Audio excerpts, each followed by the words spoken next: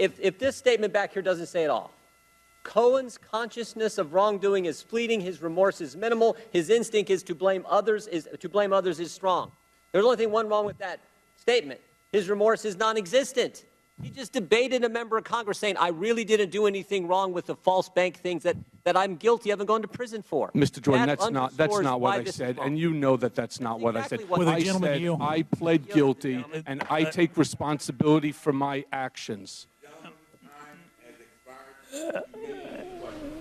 Shame on you, Mr. Jordan. Mr. Chairman, not what I said.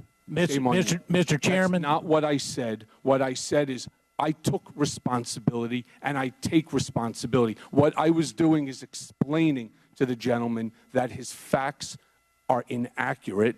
I take responsibility for my mistakes.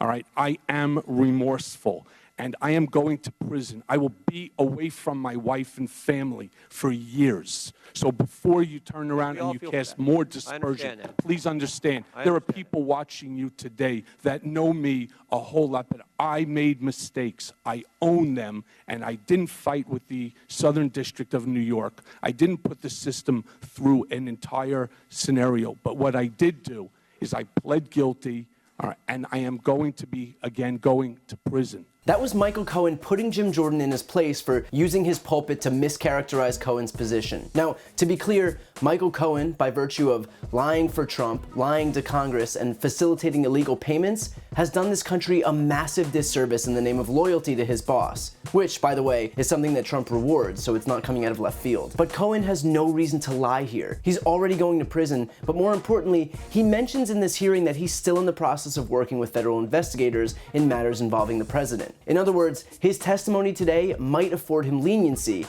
and a pretty big qualifier would be that it's honest. I don't think you get special treatment if you commit another felony by lying to Congress. And even a guy with such poor judgment to show up at work for Trump probably knows that if he ever wants to see his family again, it would benefit him to fly straight for a bit. But finding the truth isn't Jim Jordan's priority. He is here solely to try and discredit Cohen, which is ironic for two reasons. The first, everything Cohen did was at the direction, implicit or explicit, of Trump. Meaning that if Jordan is gonna attack Cohen on his character, that's also an attack on the guy who was pulling the strings. But of course, Jim Jordan would never use an oversight hearing to conduct oversight. All I wanted to say is I just find it interesting, sir, that between yourself and your colleagues, that not one question so far since I'm here has been asked about President Trump. That's actually why I thought I was coming today. Not to confess the mistakes that I've made. I've already done that. And I'll do it again every time you ask me about taxes or mistakes. Yes, I made my mistakes. I'll say it now again. And I'm going to pay the ultimate price.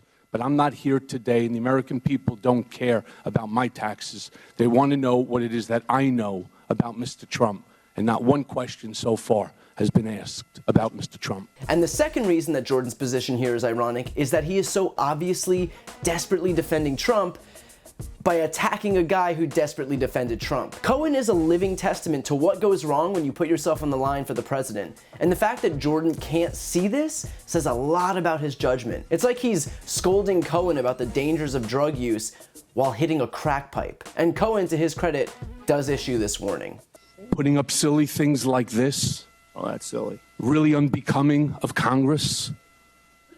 It's that sort of behavior that I'm responsible for. I'm responsible for your silliness because I did the same thing that you're doing now for 10 years. I protected Mr. Trump for 10 years.